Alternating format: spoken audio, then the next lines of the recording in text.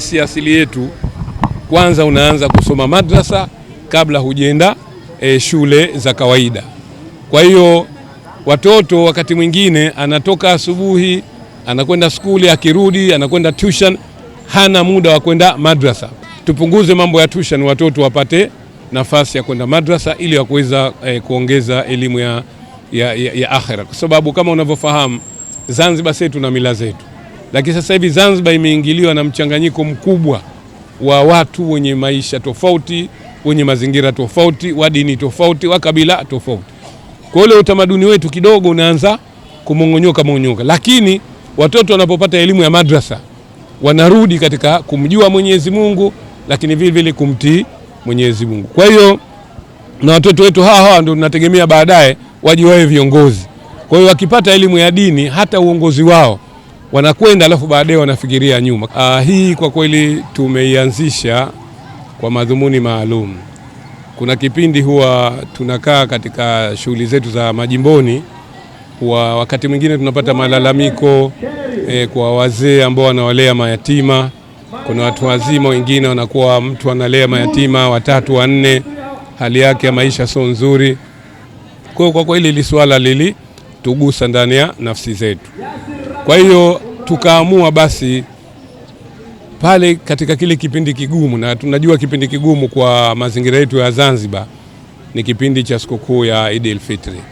Mtoto anaweza akakaa mwaka mzima hajanunuliwa hata nguo moja mpya. Sasa ile wakati wa sikukuu inafika pahala wenzake wanatoka wamevaa nguo mpya, yeye hajavaa. Kwa kweli mtu anakuwa hajisikii vizuri. Lakini vile vile Mwenyezi Mungu huyo ametuambia kwamba tuwatunze watoto mayatima na tuwasaidie. Kwa na sisi tumeamua katika jimbo letu kupitia shehia zetu zote 6 tunawaagiza masheha watuletee orodha ya watoto mayatima wote ambao wapo katika jimbo letu. Tunamshukuru Mwenyezi Mungu, kila mwaka inapofika mwezi 27 wa Ramadhani watoto wetu mayatima na wenyewe shazoea, wanajua kwamba leo kuna siku ambao wanapata zakatul fitri, ambao mtu anapata kwenda kununulia japo shati au kanzu ya kuswalia, lakini vile vile tunawafutarisha kwa pamoja. Kwa hiyo leo ni siku ya kufutari pamoja na watoto wetu mayatima, lakini vile vile kuwapa zakatul fitri. Mimi natoa wito na nukuu tu maneno ya Mwenyezi Mungu na mtume wetu Muhammad sallallahu alaihi wasallam kwamba tuwasaidie maskini, lakini vile vile tuwasaidie na watoto mayatima. Kwa kama sisi katika jimbo letu tulivyojitolea, tunaomba na watu wengine wenye uwezo, kwa sababu tunaambiwa ukipata ile ziada ndogo, basi ile ziada iliyozidi uwasaidie watoto mayatima. Kwa hiyo na sisi hicho ndio ambacho tunachokifanya, na tunawaomba wafadhili, wahisani mbalimbali wenye uwezo wao waweze kushiriki katika matukio kama haya, aidha kusaidia pale ambapo kuna njia kusaidia watoto, au yeye mwenyewe aidha kwa mtu mmoja au katika vituo vya watoto mayatima kuweza kusaidia. Viongozi wetu wanapolianzisha jambo, hata akiondoka alokuwekwa anakamata mkono.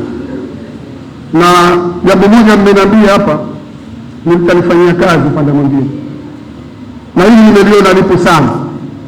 Walimu wa madrasa wengi hata tulikopita kwa kilio hichi wanacho, na sisi madamu nimekuja kama mgeni rasmi na nyinyi mmekisema mtakifikisha.